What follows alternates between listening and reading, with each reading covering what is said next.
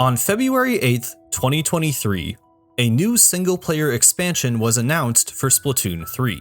This trailer stood out amongst other Splatoon reveals. Unlike the overstated quirkiness of Octo Valley, the bold confidence of Octo Expansion, and the rampant energy of Return of the Mammalians, Side Order suggested a more somber, unsettling tone. We were promised a new story mode featuring Acht, the fan-favorite protagonist, as well as Pearl and Marina, beloved characters who were yet to appear properly in the third game.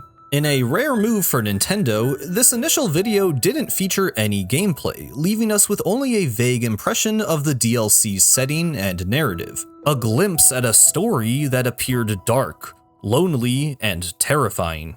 This was absolutely captivating. Side Order looked to be pushing the limits of Splatoon storytelling, exploring deep themes with a beautiful, dreamlike aesthetic. The community went wild with theories and speculation about the potential of this campaign and what it might mean for the characters involved. However, myself and a number of other lore fans were just coming off a less than ideal experience with Splatoon 3's base story.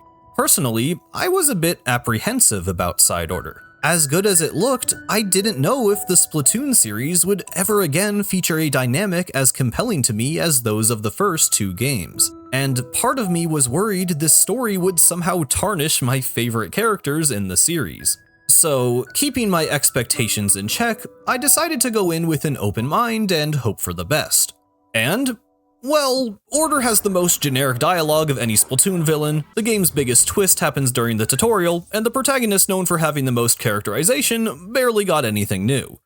But, you know, it was pretty good. Now, I know I said that in a really confusing way, but listen, this story is far from perfect, and I would argue it still lacks a lot of what made Octo Expansion so outstanding. But, like the stories of the first two games, there is more than meets the eye. The lore of Side Order supports and adds depth to its narrative, and I actually think it does some really interesting things for the world and characters of Splatoon. From what I can tell though, that doesn't seem to be a popular opinion within the Splatoon community. In fact, diving into the awful, terrifying, torrential storm that is internet fandom discourse, it turns out they didn't think much of it. There was the usual explosion of fan art and let's plays, but compared to Octo Expansion and Return of the Mammalians, I feel like there's barely been any talk about Side Order's story at all. And some people will tell you that's because there isn't a whole lot to talk about. Most of the community seems to have written off this story as a bit of a nothing burger, and I can't entirely blame them. It's surprisingly difficult to just see all of the dialogue in the game, and if the roguelite loop didn't hook you, well, you might not even bother reaching the true ending. Side Order's gameplay is not very conducive to a complex plot, which means to really get the most out of this story, you have to be willing to read into it.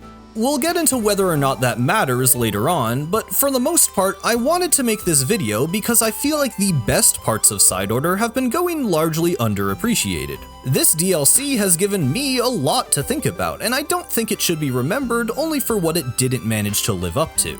So, if you'll indulge me, I'd like to go over what Side Order gets right about Splatoon storytelling and why I think you should care. Let's talk about it.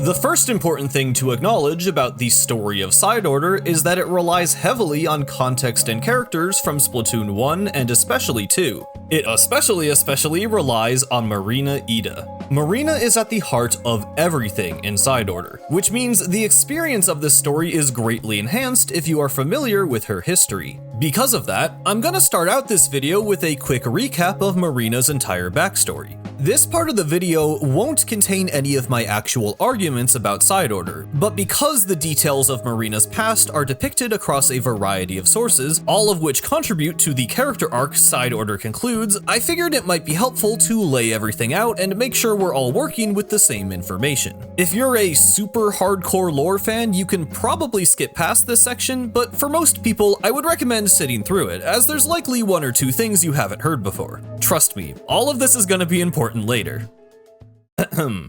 Marina grew up in the underground Octarian domes. She was quickly considered a gifted student, allowing her to skip grades and earning her a position designing and improving military machines for the Octarian army, including flutters and the great octo-weapons. She became friends with a fellow octoling named Acht, who lacked Marina's academic ambition but shared her love for music. Eventually, Marina was promoted to DJ Octavio's Wasabi Supply Unit, which may sound odd, but the developers have suggested that this is actually a prestigious role, reserved only for elite soldiers. An interesting note is that while Marina did consider life in the domes to be oppressive and overly militaristic, she did, and continues to, hold respect for Octavio, stating that he wasn't too bad to have as a boss and even using his music as inspiration. As someone working directly under the Octarian leader, Marina was present for his battle with Agent 3 during the events of Splatoon 1. This is where she and many other Octolings first heard the Calamari incantation performed by the Squid sisters. This song changed something within her.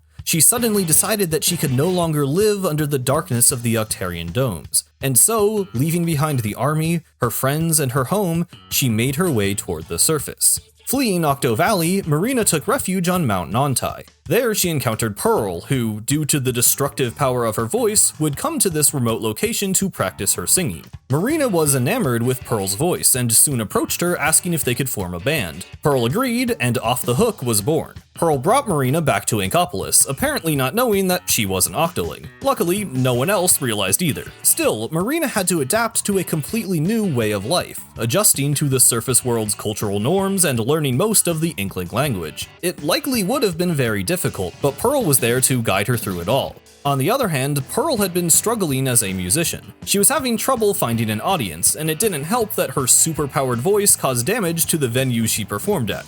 Marina, seeing this issue, managed to mix backing tracks that cancelled out Pearl's destructive power, and with the addition of her own voice, they became a dynamic musical duo. Pearl and Marina came to rely on one another, and not just in their performances. Off the Hook quickly rose in popularity, with Ebb and Flow serving as their debut hit. Soon they were big enough to take over Inkopolis news from the Squid sisters, who themselves had begun pursuing careers outside of the show. Inkopolis Square became the home base of Off the Hook, but Pearl and Marina continued to go to Mount Nantai, presumably for Pearl to train her voice. One day, they picked up a strange radio call from someone referring to himself as Captain Cuttlefish. From here, the events of Octo Expansion take place. Using her technological skills to study environments and enemies, Marina began helping Cuttlefish and Agent 8, who were both trapped in a strange underground subway system. They soon learned that this was Kamaboko, a testing facility linked by the deep-sea metro and inhabited by strange, lifeless Octarians. Cuttlefish, recognizing Marina's abilities and tech as that of an Octarian, revealed the truth to Pearl. Pearl was surprised, but quickly defended Marina as someone she knew to be kind and caring, no matter her background. When confronted about this, Marina said that the Calamari incantation had instilled her with the desire to flee for the surface, but now all she wanted was to live in peace alongside the Inklings. She feared that the people of Inkopolis would not accept her once they discovered her identity, which is why she had kept it a secret from Pearl this whole time. Pearl reassured Marina that their fans would still love her, and Cuttlefish found comfort in the fact it was the incantation that had inspired her. With this behind them, the three agreed to focus on helping 8 escape the deep-sea metro. Marina played an instrumental role in doing just that. She was able to guide 8 through the inner workings of Kamaboko, eventually meeting them on the surface. There, she came up with the plan to defeat Commander Tardar, and with the help of 8 and Pearl, saved the world from destruction. But soon, another development threw a wrench in Marina's life. Splatoon 2's Final Fest asked the question, would you choose a world of chaos or order? This event was the first real challenge to Pearl and Marina's relationship. While they had bickered before over silly topics and food preferences, this Splatfest asked something fundamental to their life philosophies. And just like in every other fest, they took completely opposite stances. Pearl yearned for chaos and the freedom it would bring, the excitement that would come with every day knowing anything could happen. But Marina knew firsthand what a life of instability would do to her. She grew up in a dysfunctional society, surrounded by collapsing infrastructure. Order was the thing that brought her comfort. If she followed the rules, if she did what she was told, if she got good grades, then everything would be alright. Rather than wallow in uncertainty, she preferred to focus on the things she could control and do her best to make others happy. But the world Marina sought did not come to pass. The Splatocalypse ended, and chaos reigned. Marina feared this would mean the end for Off the Hook, but Pearl told her that she wasn't going anywhere. She simply wanted to take their music in a bigger and bolder direction. And that's exactly what she did. There was some tension between the two as Pearl pushed to broaden their horizons. After a musical clash, Pearl mysteriously vanished for days without contacting Marina. It was during this disappearance that Pearl rounded up the members of Damp Socks, a rock band who she hoped to collaborate with. While it was a bit outside her comfort zone, Marina found confidence in Pearl's encouragement, and before long they were back to making music. And not just for themselves or their fans in Inkopolis, but for the world. They were going on tour. And that's where we left off with Pearl and Marina going into Splatoon 3. Marina's history is the most detailed of pretty much anyone in Splatoon. She has been affected by almost every story mode, and she has connections to most of the major characters across the series. Like I said, side order does not exist in a vacuum, and in fact, the story of the DLC leans deep into this established context to develop Marina even further. I know that was a lot of background information, but I wanted to make sure we're all on the same page when it comes to Marina as a character, because going forward, that will be the most important thing. Now, let's get into my thoughts on the long-awaited DLC for Splatoon 3 1 year later.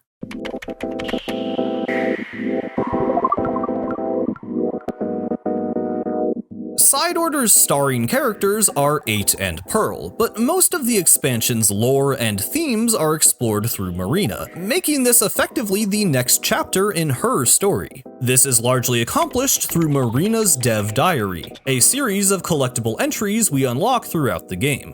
The Dev Diary reveals that, in the time between Splatoon 2 and 3, a number of things lingered in Marina's mind. First, her fear of change, mitigated by Pearl's support but not completely overcome. Second, the memory of those strange, sanitized Octarians, who she and Acht were unable to help. And so, ever since the Splatocalypse, Marina had been working away at a project. A creation that just might save those lost Octarians and give her a glimpse at her perfect world of order. She had been making the Memverse.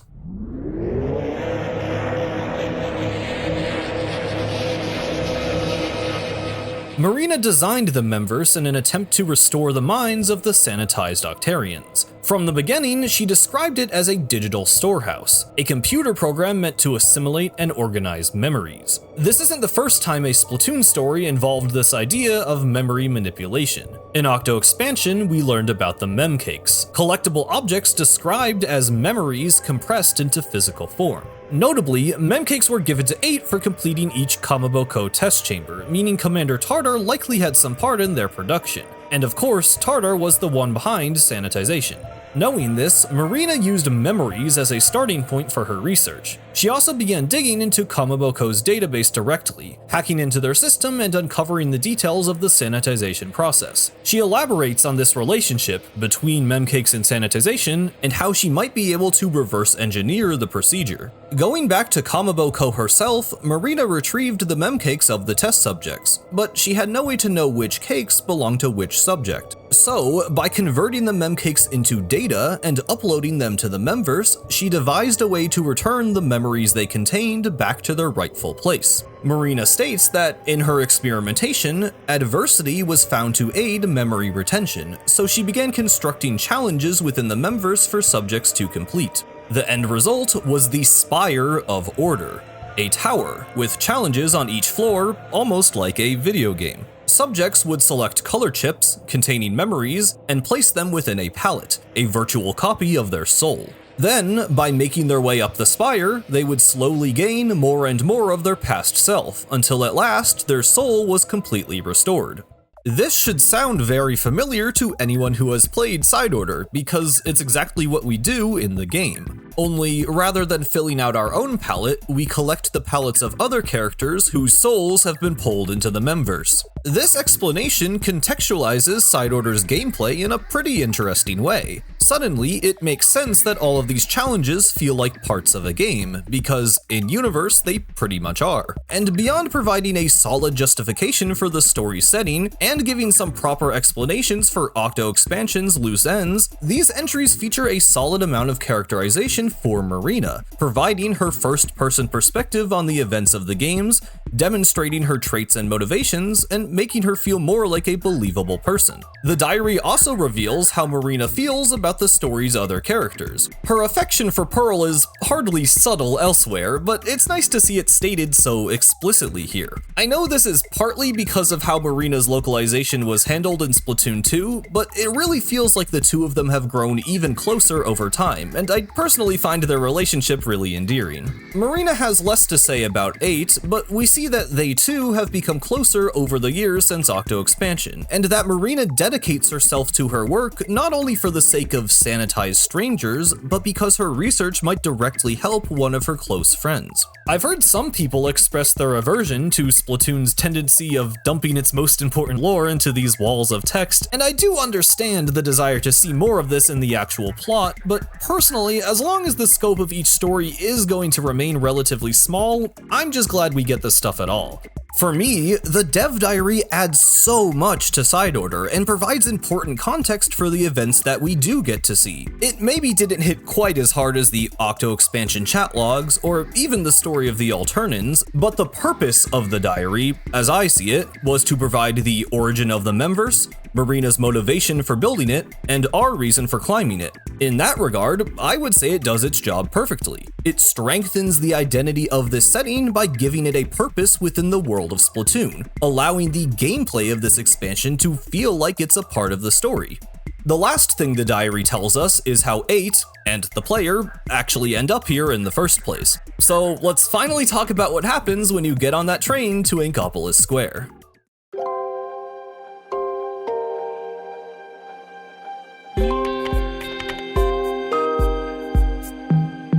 Side Order's opening is pretty mysterious, but it's not too hard to put the story together once we have all the pieces. Marina designed the Memverse to be accessible through Sea Cucumber phones, which at the time of Splatoon 3 happened to be the most popular mobile device on the market. In the dev diary, she notes the existence of a security hole that, if exploited, could potentially pull a user's mind into the Memverse against their will. Considering it a low priority fix, she decided to first just do a test run of the Memverse as is. Acht would serve as the first subject, Pearl as user guidance, and Marina herself as system manager, waiting on the top floor for the other two to arrive. Hooking themselves up to Marina's device, they entered the Memverse together.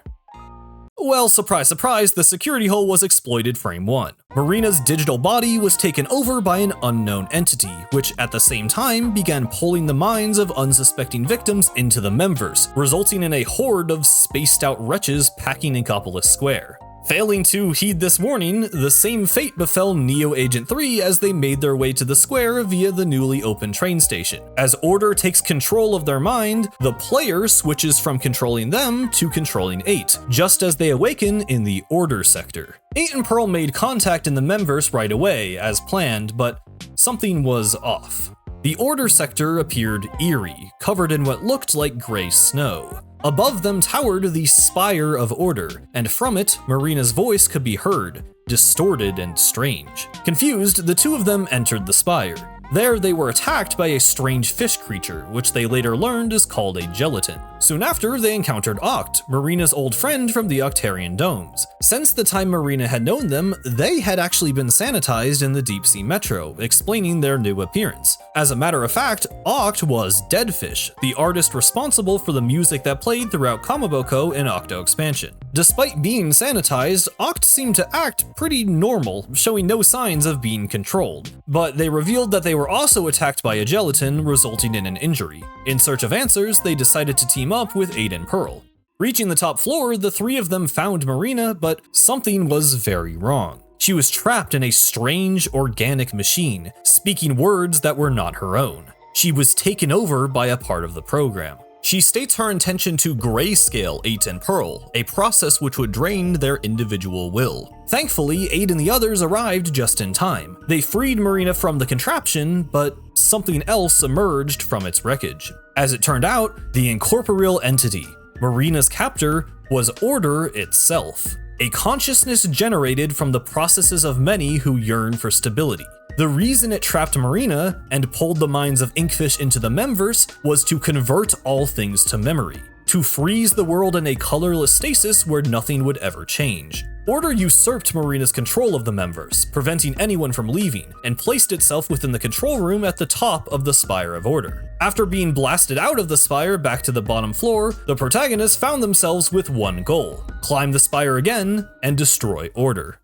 From here, the gameplay of Side Order takes center stage, but Order's influence continues to be felt. Within the spire, we can see the memories of the sanitized Octarians, having manifested into digital objects as they are produced and transported through a factory-like facility. But as we climb higher, we begin to see these blocks of memory being destroyed, drained of their color and incinerated. Their ashes spew from chimneys on the highest levels, drifting down upon the copied city, coating the ground like snow.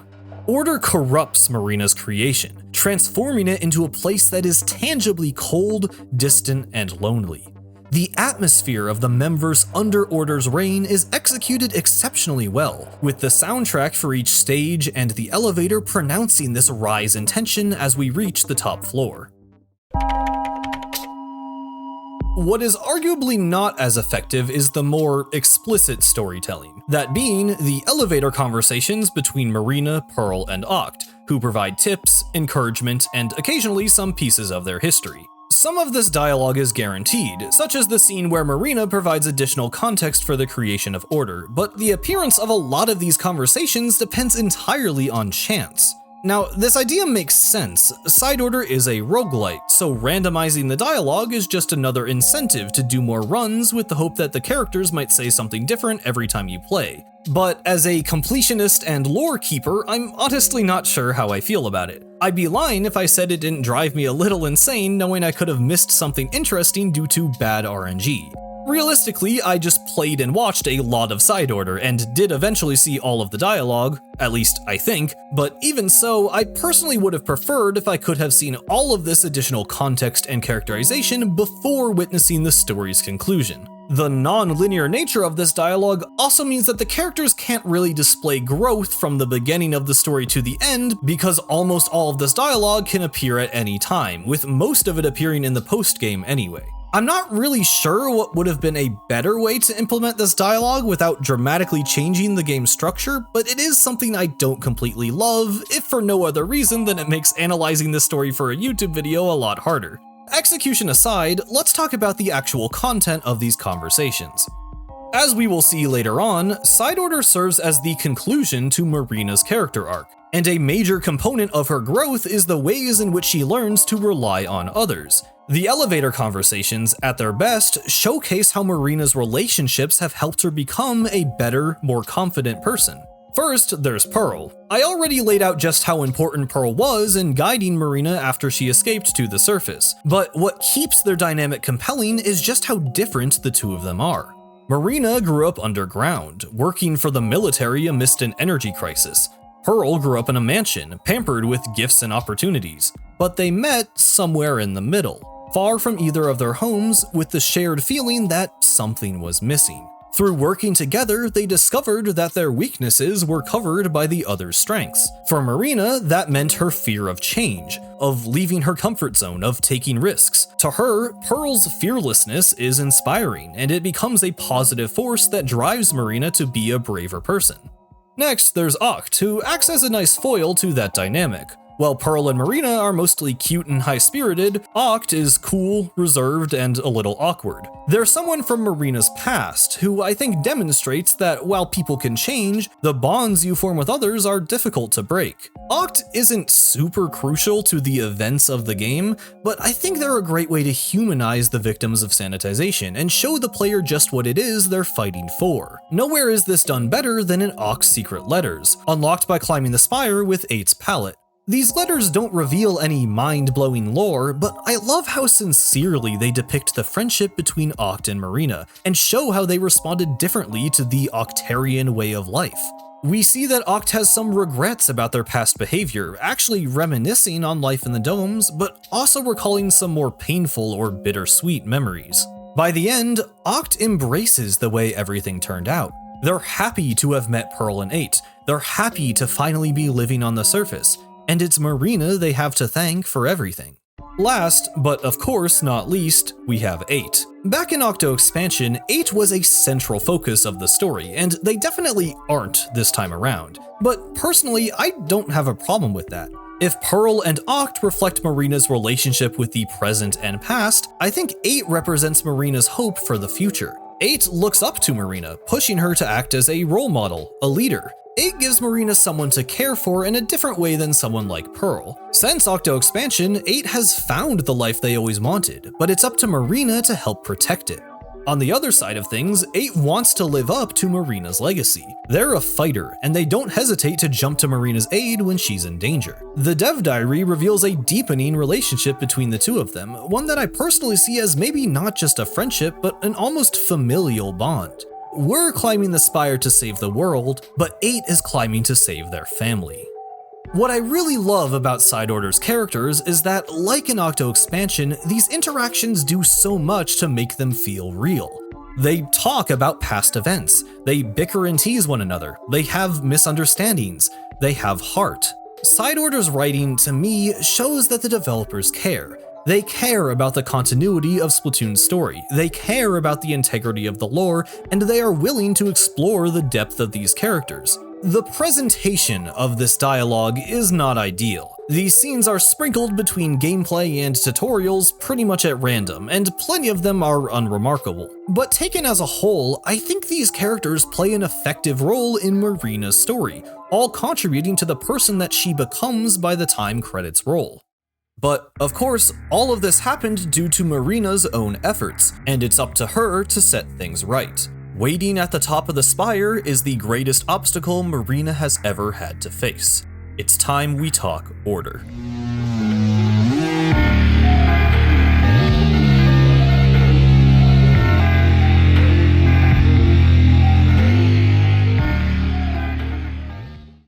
Order is a character I am deeply conflicted on. Earlier, I called its dialogue generic, and yeah, it kind of is. My initial gut reaction to Order was pretty negative. It seemed predictable, bland, and it literally being named Order was a bit on the nose. I'm not gonna pretend that Order is the best Splatoon antagonist, but I do think there's more to it than most people have been giving it credit for. The thing is, Order is a deceptively complex character. It can be tempting to oversimplify its motives due to the way it presents itself. On the surface, its goal is very simple and not very morally gray, ironically, but the lore we gain across a playthrough reveals its hidden depth. Its backstory connects to the past games in a way that feels logical. It's humanized by its history. And in the end, we learn that it represents the internal struggles of the story's main character. Here's how I like to see it.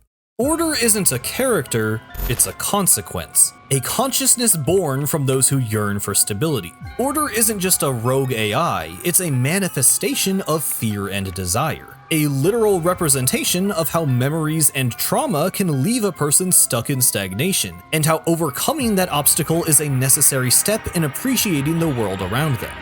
Okay, let me explain what I mean. First, I want to cover the origin of Order because I think it's the biggest misconception people have about this story. I frequently see complaints about Order, claiming that it falls into the overused trope of an AI that turns against its creator, or people saying that it's just another Commander Tartar. But that's not really what Order is.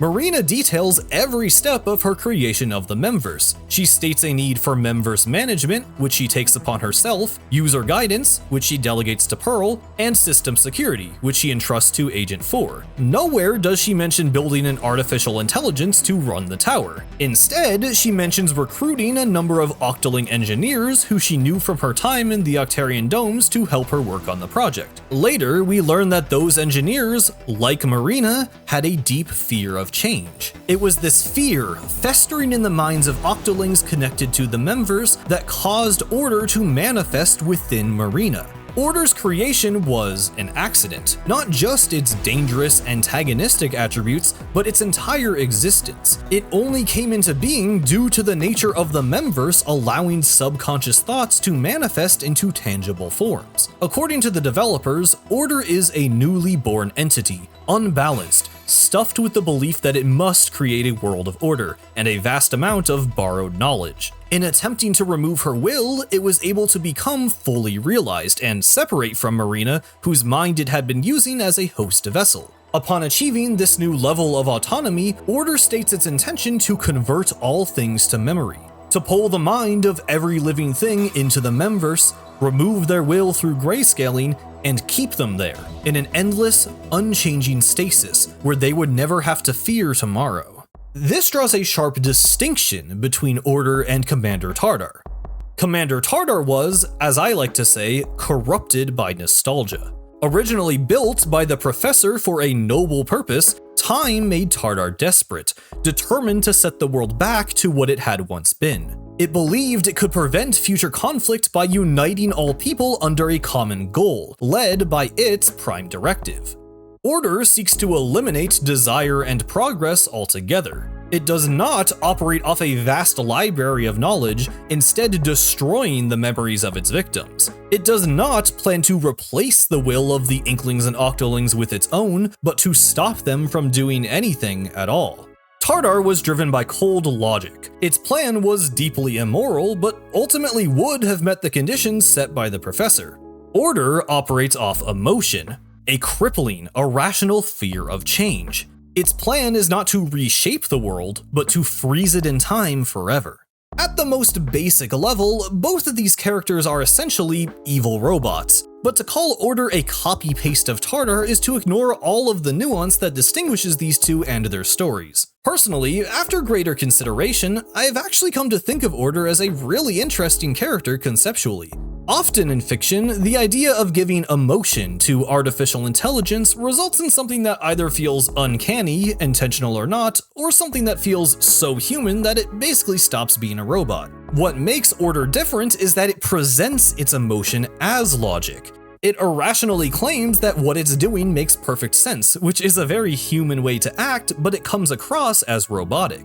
While Commander Tartar was running off millennia of collected knowledge and experience, Order was literally born yesterday. It just doesn't know any better, so it assumes that it's correct. Order is an artificial child who has been thrust into the world believing one thing: change is scary. And what better MO for the antagonist to have in a story about Marina? This is what I find really clever about Side Order's lore. As much as the Dev Diary humanizes Marina, makes her more believable and relatable, contextualizes her actions and motives, the Dev Diary also does this for Order. Order was born from Marina's fear. It is essentially a part of her and her fellow ex-soldier Octolings, but it also represents her repressed desire, the yearning for a world that doesn't change. Order is too naive to understand these emotions, but unlike Marina, it's powerful enough to act upon them. Order serves as a kind of cursed mirror, a dark reflection of what Marina might become. This is something Order does better than any other Splatoon antagonist. It actually forces a character to grow. Side Order doesn't end by just restoring the status quo and calling it a day. In defeating Order, Marina forces herself to confront her fear and come to terms with reality. Upon reaching floor 30 and entering the control room, we actually get to see Marina take a stand. Order declares that a perfect world is a stable one, that it has no need for change, for desire, for conflict. But Marina disagrees. She proclaims that she isn't afraid of change anymore, that she's willing to face whatever may come because she knows she has people by her side who will face it with her, and that she's willing to take a risk for the sake of those very people. This is the most important moment for her character across the entire series. Her acceptance echoes the main theme of Splatoon 3, that chaos and change are positive forces that push the world forward. Order is a dark spawn of Marina's mind. Its appearance exemplifies just how terrifying it was for her to abandon the Octarian domes, to leave behind the world and people she knew. But Pearl and 8 have always been drivers of change. They know that good things come from moving forward, that holding on to what they know will only limit who they can be. Here, Marina proves what she has learned from them and just how far she has come. And what's cool about this moment is that it leaves Order stunned. It cannot comprehend Marina overcoming her fear because that's the basis of its existence. Marina's acceptance is juxtaposed with Order's denial. It immediately tries to push the others away, to cut itself off from what it does not want to believe, literally encasing itself within a barrier that we must destroy. Order is no longer what Marina might become, but a shadow of who she was. The introduction to this fight is fantastic. It's the only time in the series that a character has actually tried to talk before shooting, and it's a genuine moment of growth for one of Splatoon's best characters. Unfortunately, the finale doesn't follow through on this arc. In fact, this is where we reach what I would consider the most disappointing part of Side Order's story. See, the ultimate threat Order poses to the world is its ability known as grayscaling. This is established at the beginning of the game as a way to drain a person's will. In the final battle, as a last-ditch effort to stop Acht from destroying it, Order unleashes a massive grayscale attack, reaching across all of Inkopolis and even into the Splatlands. Marina begins furiously typing away at her laptop, trying to do anything she can to stop it. At the very last moment, Acht runs out of the elevator and presses Marina's enter key to execute whatever command she was attempting to type. But it seems like it was too late. All color is drained from the screen, leaving us with nothing but a blank, gray void. Then, we hear something. A song, echoing through the endless expanse. Suddenly, we realize what we must do. Finding the beat, the song resonates, louder and louder. Our vision comes back into focus. Acht is seen, slowly breaking free from Order's control. At last, they wrench themselves from its grasp. Acht stands, their will reclaimed, ready to fight for the world's freedom. And I wish the cutscene ended right there. This was so close to being an amazing character moment for Acht, after the Calamari incantation was etched into their very soul, after it pushed them to abandon the Octarian domes and climb all the way out of the deep sea metro, music would once again break them free from the bindings of Order, allowing them to push through and save the people they care about the most. But when the screen fades back in, it's not Acht we see, but Pearl.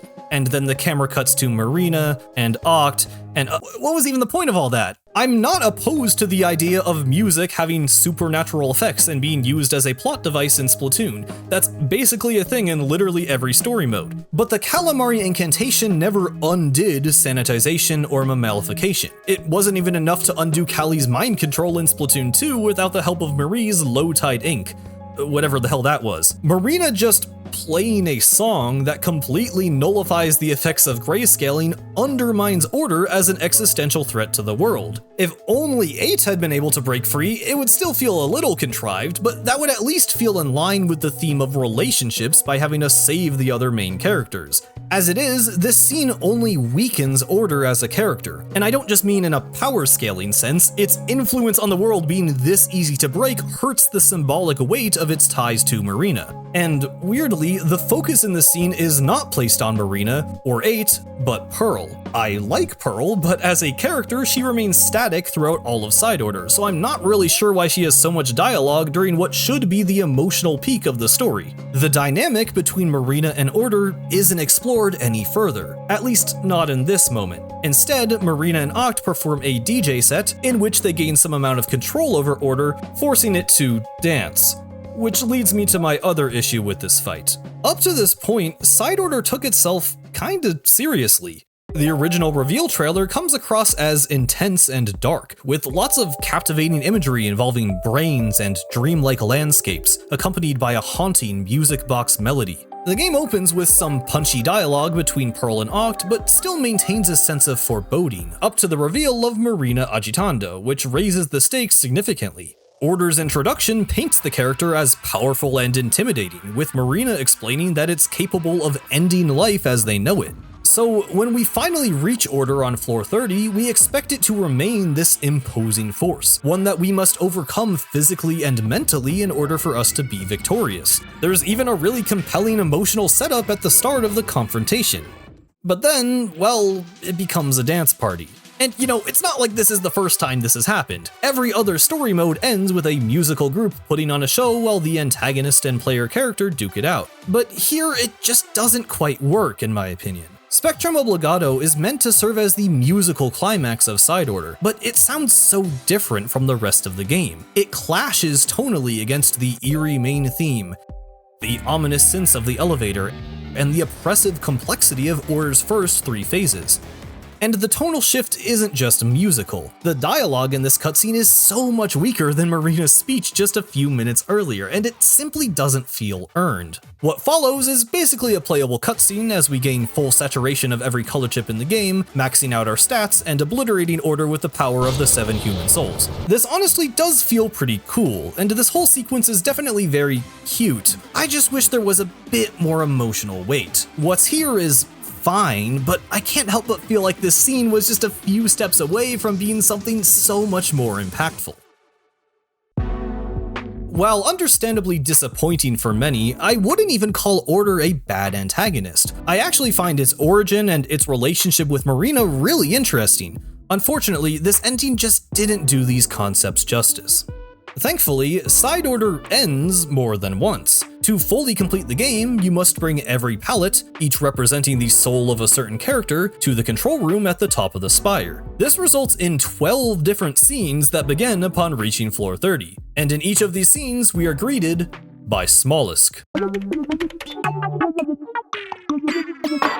We've already established that Order is essentially a fearful child who doesn't understand its own strength. Well, Smollesk fully leans into this concept. Supposedly, the blast from Pearl's voice during the final battle managed to blow away most of the goals and knowledge that were imposed on Order, and so it was reduced to an infantile form with a much more blatantly childlike personality. Smollesk is essentially a stubborn kid who whines and cries when it doesn't get its way. It still has the same goal of stopping the protagonist so that it can build a world of order, but having lost the power to grayscale, the best it can do is transform into the Overlorder and fight us whenever we get close. This is most obviously a way for players to go through the game an infinite number of times and fight the same end boss while still providing a conclusion to the story's conflict. But Smollesk also serves as a way to provide more context for Order's creation. Despite being Order, Smollesk kinda ends up feeling like its own character, one I think a lot of players actually found it easier to connect with.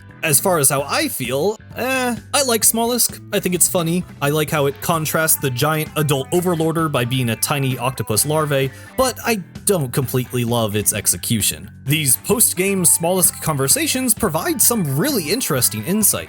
The shared subconscious philosophy of the Memverse engineers, the mention of Octolings who were unhappy with the mass exodus of the underground domes, Marina's supposed betrayal of the people she left behind. These are super interesting concepts that tie directly into Marina's journey across the 3 games. But all of this dialogue is written in uwu speak. Order's writing was a bit bland, but Smollesk's is just ridiculous. I get what they were going for. I like the idea that Smollesk is an infantile artificial intelligence, but this is where we get most of the lore that makes Order a compelling character. These scenes deal with some heavy topics, like this potentially widespread discontentment with surface life, but the writing makes it somewhat difficult to take them seriously. Smollesk is supposed to be cute and funny, but it's also right next to Marina at the emotional core of Side Order, and I think it struggles to fit both roles. My gripes with Smollesk don't completely take away from these reveals. There is some very important lore here, but I can't say I love how the character was implemented. Again, I think Side Order has trouble committing to a tone, and nothing exemplifies this better than the stupid baby character dropping massive story implications.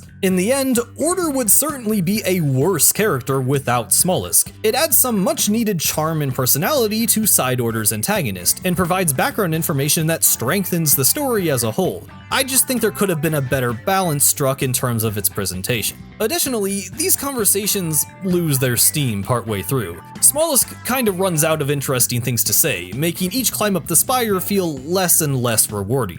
Side Order's narrative starts out with a bang, but unfortunately goes out with a whimper. Lastly, there are a couple of other story developments that only come up after defeating Order. First is the appearance of Cypher in the Order sector. Cypher's placement on the Side Order promotional poster seemed to suggest it would be a prominent character in the story, but as it turns out, that was a bit misleading. All Cypher does is run a shop full of gear and items for multiplayer.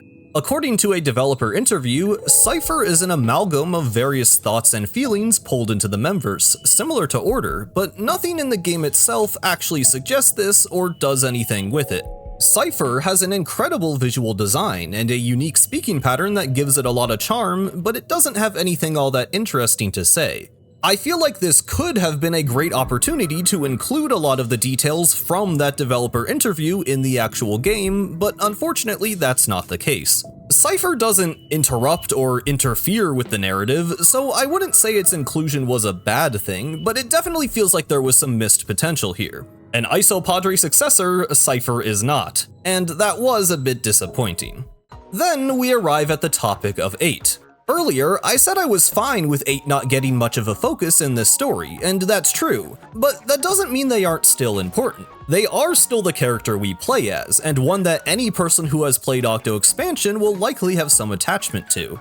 Strangely though, for all of the loose ends Side Order ties together, it creates a pretty significant new one in the form of 8's memory. I actually made a whole video about this a while back, but in short, by the end of Octo Expansion, it seemed like 8 had, for all intents and purposes, regained their memory. They collected the mem cakes, escaped from the deep sea metro, and dodged the threat of sanitization. Throughout Side Order, however, we learn a number of things that go against this understanding. It is heavily implied that 8 actually was sanitized, at least on some level, and that their memory was, in fact, not fully restored. This culminates with us finding 8's own palette in the memverse and taking it up the spire. Based on what we know about the memverse, doing this should have restored 8's memory for real, but oddly, the game doesn't really make it clear. We just kind of beat Smolisk one last time and that's that. Side Order seems to be trying to put a lid on everything regarding sanitization and 8, so it's really weird for the game to not be upfront about this.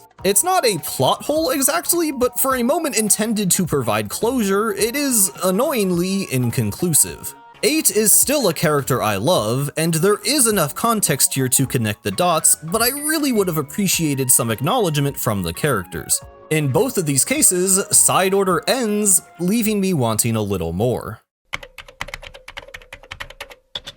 Now that we've covered the entire story, from background and exposition to plot and conclusion, I want to take one last look at Side Order and Splatoon 3 in general in the context of the larger canon. Because, of course, Splatoon's single-player campaigns are each just one piece of a greater whole. Even within their respective entries, the hero modes and DLCs tend to tie in with the overall setting and story of each game. Optional lore will reference locations and events. Characters who serve important roles in one part of the game will be crucial to the other side as well, and most important of all, the story leaves an impact on the world that can be seen after it takes place. The Great Zapfish returned to Inkopolis and Deca Tower. Octolings began to populate Inkopolis Square and became playable in multiplayer. Even Splatfest dialogue would acknowledge story events as they happened in real time. All of this comes together to sell the idea that Splatoon's separate modes take place within one complete story, a sum that is greater than its individual parts. But in my opinion, Splatoon 3 struggles to strike this balance.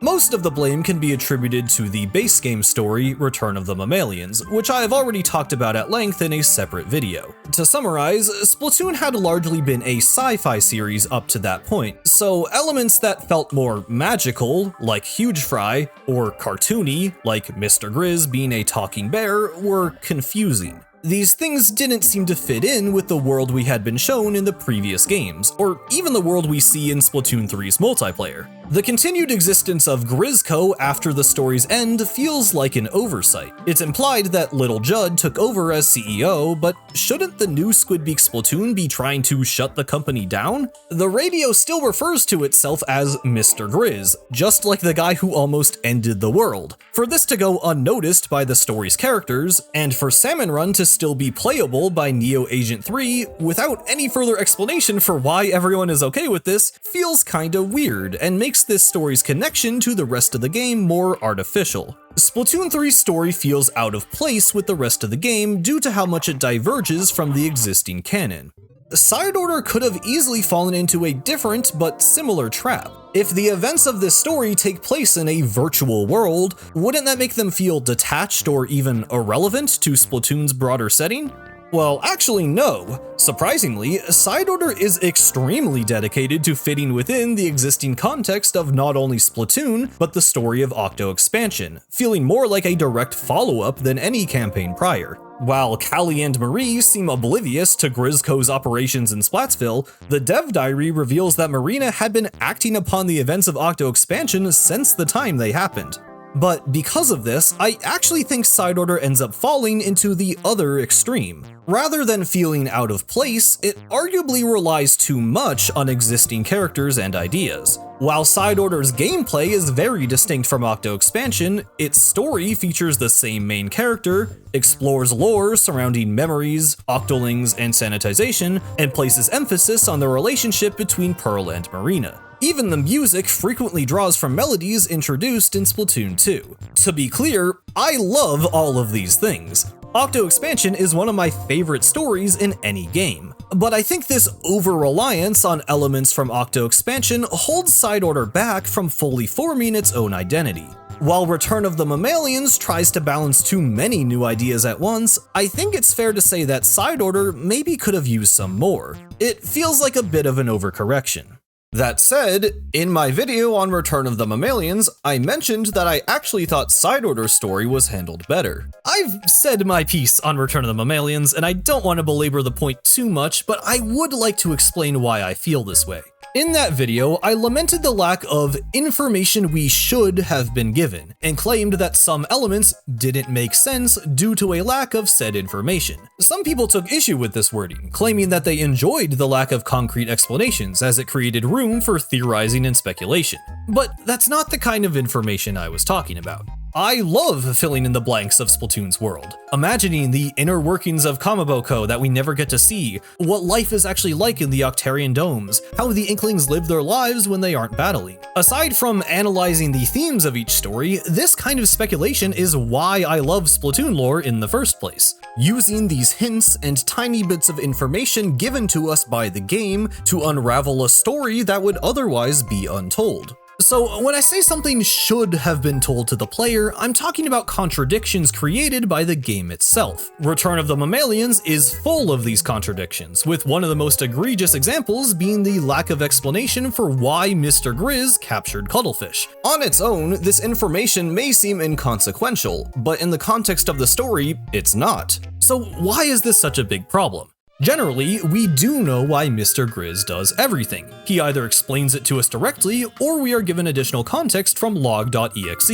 We are told that he hid his identity in Splatoon 2 so that he could collect golden eggs, which were then used to launch the Alternan rocket so that he could cover the world in fuzzy ooze. Capturing Cuttlefish is the only thing Grizz does that isn't explained, which brings attention to it. In this one instance, Mr. Grizz's motivations don't align with his actions. This creates a question in the mind of the audience.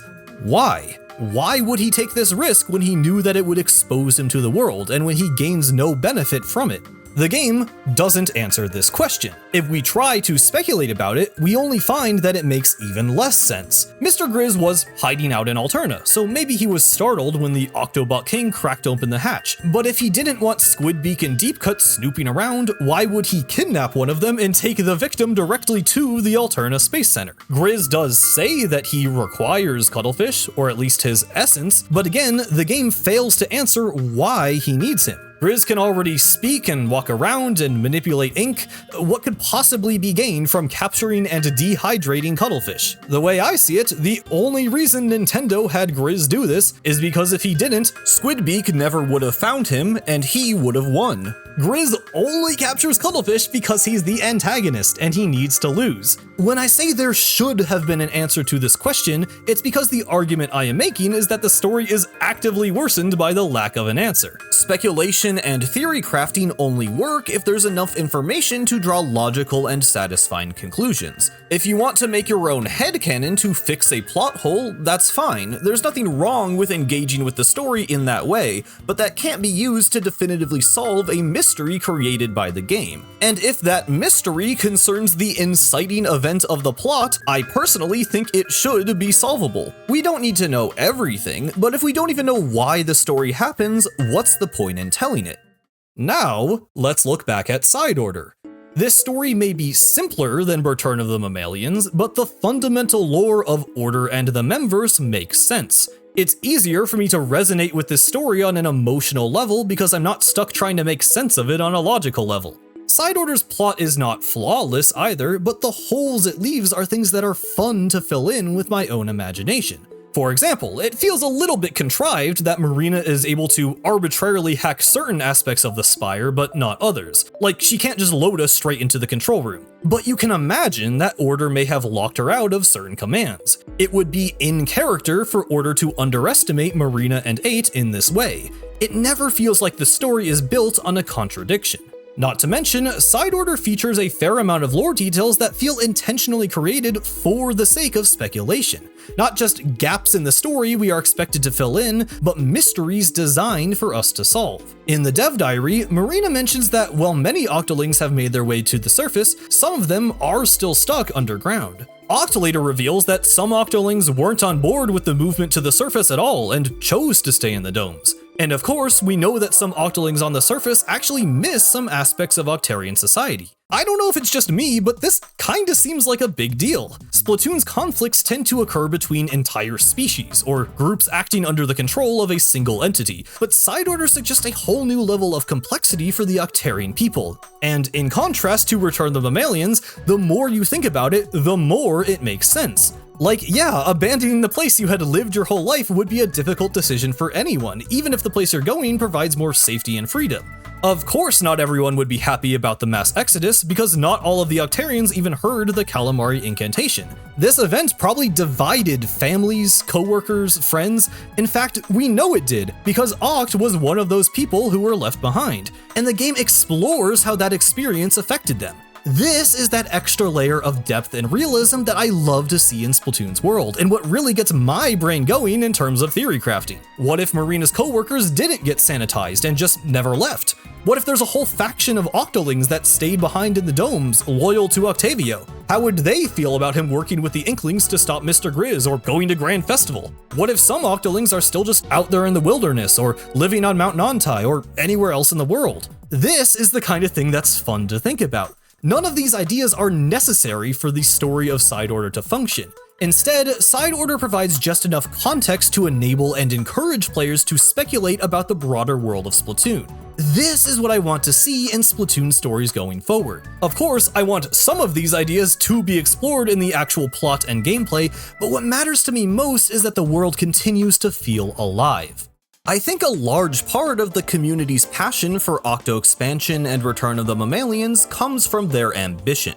And it's true, compared to Side Order, Splatoon 3's base story has more characters, more dialogue, more moving parts. But I don't think it makes sense to praise a story for its ambition alone if it lacks the focus to connect those pieces into a satisfying whole. It's possible for a story to be too ambitious, lacking the space to explore its ideas without them feeling contradictory and nonsensical. That's not to say Splatoon stories shouldn't be ambitious, only that ambition alone does not make for a good narrative, and that sometimes simple is good. Side Order didn't strike the perfect balance either, but by playing it safe, it was able to weave a more focused narrative whose individual parts actually supported one another.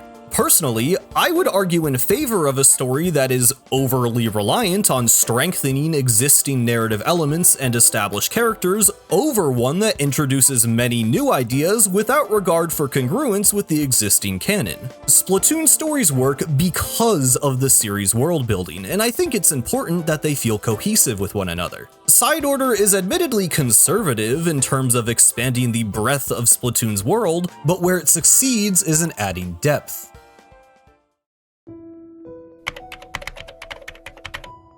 In conclusion, Side Order is a story about Marina, about relationships and their ability to shape us into better people, about how change and chaos are inevitable, but also that they should not be feared and instead embraced, alongside the people who will face them with you.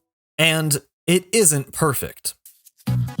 While Marina has clearly changed since the time of Splatoon 2, I wish we could have seen more of her arc on screen. By the beginning of the game, she's already begun to realize that her fear of the future is what's holding her back, and depending on how quickly you beat your first run, the pacing of her development can feel a bit too fast. This is compounded by the randomization of elevator dialogue, a choice I have mixed feelings on. The writing here is consistently good, but its non-linear nature limits how much growth can be expressed by the characters as you progress through the game. Order's execution and the last-minute tonal shift were underwhelming. The finale is meant to feel empowering, but compared to the build-up and stakes of other fights in the series, this moment doesn't feel earned, and takes away from what could have been something much more emotionally fulfilling. While I love that Side Order respects the series' history, I do think it relies too heavily on what came before. It could have used a few more of its own ideas and a more unique musical identity to better set itself apart. I get why Side Order didn't work for a lot of the community. I would argue it's a story that feels cohesive and intelligent once its themes are made apparent, but those ideas are buried beneath a gameplay format that makes them hard to follow, with plenty of missable dialogue, wall of text lore dumps, and lots of prior knowledge needed to fully appreciate them. The story we got in Side Order does not feel like what was teased in the original reveal trailer. Side Order is not about Agent 8's trauma, it doesn't feature trippy dreamscapes or nuclear fallout or an Agent 4 boss fight, and it's not about Glenn Fiddler. But if we take a step back and look at the story Side Order is trying to tell, I still think there's so much to appreciate. Side Order's lore gives purpose to everything and everyone. The game's setting is distinct from anything else we've seen, and it's both beautiful and haunting. The levels are contextualized within the narrative and provide their own environmental details. The characters have a reason to be here, carrying their own motives and personalities, each contributing their own perspective to the story being told. Side Order not only pays tribute to the series' history, but builds upon it, exploring ideas introduced in both of the previous entries. The antagonist is deeply tied to this place and these people, giving the conflict a tangible weight. While not the most standout villain, Order's relationship with the main characters is something I find fascinating. In my opinion, these are the strengths of Side Order that deserve to be talked about. The story's setting, characters, and conflict are brilliantly intertwined. While simple on the surface, the lore adds some thought-provoking depth to this space, triggers meaningful change within the story's characters, and suggests some exciting things for the future of Splatoon. Side Order has some glaring flaws, but it also does a lot of things right. Especially after Return of the Mammalians, it was frankly relieving to see so much care put into the lore of this expansion. Side Order wasn't the story I wanted, but after a year to process it, it only gives me hope for the future of the series. For a while after Splatoon 3's launch, I was genuinely scared that Splatoon's world wouldn't ever have that same grip on me that it had for the 7 years prior, that it was going in a direction I just couldn't get behind. But with Side Order came another fascinating look into some of my favorite characters, new insight into unsolved mysteries, and another Splatoon story where the more I thought about it, the more I began to love it.